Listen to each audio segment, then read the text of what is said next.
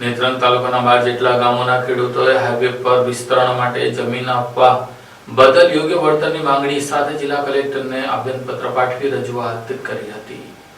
નેત્રંગ તાલુકાના ટ્રાયબલ વિસ્તારના 12 ગામોના ખેડૂતો દ્વારા નેશનલ હાઈવે વિસ્તરણ માટે જમીન સંપાદન બદલ યોગ્ય અને વધારેલા વળતરની માંગ સાથે કલેક્ટરને આવેદનપત્ર પાઠવવામાં આવ્યું હતું, જેમાં જણાવ્યા અનુસાર હાઈવે માટે જમીન લેતી વખતે બજાર ભાવ મુજબ વળતર આપવામાં આવતું નથી અને જાહેરનામા બાદ પણ તેમને પૂરતું વળતર મળ્યું નથી। વાપી, અંબાવા, યાશવાડ, નેત્રંગ, કાંદીપાડા, મોતી, શામળાજી માર્ગ ઉપર નેશનલ હાઈવેના સત્તાધિકારો દ્વારા જમીન સંપાદનની પ્રક્રિયા ચાલી રહી છે। ખેડૂતો આક્ષેપ છે કે જમીનની માપણી યોગ્ય રીતે કરવામાં આવી નથી અને 2017ના રીસર્વે રિવિઝનના દરને આધારે જ વળતર નક્કી કરવામાં આવ્યું છે, જેના કારણે હાલના બજાર ભાવથી મોટો તફાવત ઉભો થયો છે। ખેડૂતોનું કહેવું છે કે ઘણા વિસ્તારોમાં વીજ લાઇન, રોડ અને અન્ય સુવિધાઓ માટે જમીન લેવામાં આવી હોવા છતાં યોગ્ય મૂલ્યાંકન કરવામાં આવ્યું નથી। જમીનનું પુનઃ મૂલ્યાંકન કરીને વર્તમાન બજાર ભાવ મુજબ યોગ્ય વળતર આપવામાં આવે એવી માંગ કરવામાં આવી છે। મારું નામ મુકેશભાઈ રતનજીભાઈ પટેલ, ચાસવડ।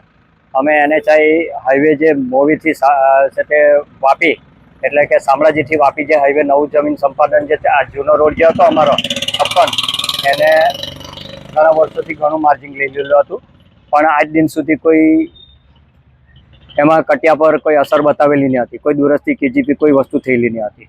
અમને 2022માં જાહેરનામું પડ્યું। જાહેરનામા પડ્યા પછી અમે પ્રાંતમાં એમાં ઘણા વાંધાઓ રજૂ કર્યા। પાઇપલાઇનો, વાળ કાંટા, કોઈના ઘરો રહી ગયેલા છે।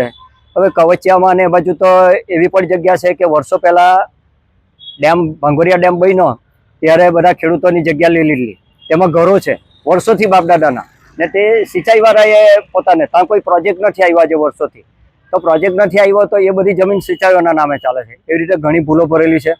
તો અમે કલેક્ટર સાહેબને પ્રાંતમાંથી પછી આ કેસ રિફર થયો અહીંયા કલેક્ટરમાં, આર્બિટ્રેટરમાં।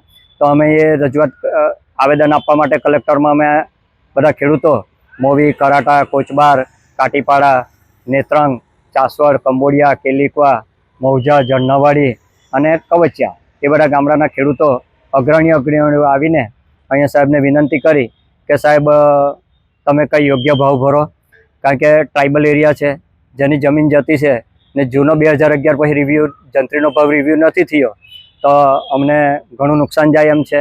ને જે કંઈ ઝાડપાન રહી ગયેલા હોય તે પણ અંદર પાઇપલાઇન ને તેવું કંઈ રહી ગયેલું હોય, કોઈ સર્વે નંબર ચૂકી ગયેલા હોય તે પણ અંદર નોંધ કરાવો ને યોગ્ય વળતર મળે સારું, ને શહેરી વિસ્તાર કરતાં ગામડા વિસ્તારમાં 4 ગણું વળતર મળે એવી વિનંતી કરીએ છીએ।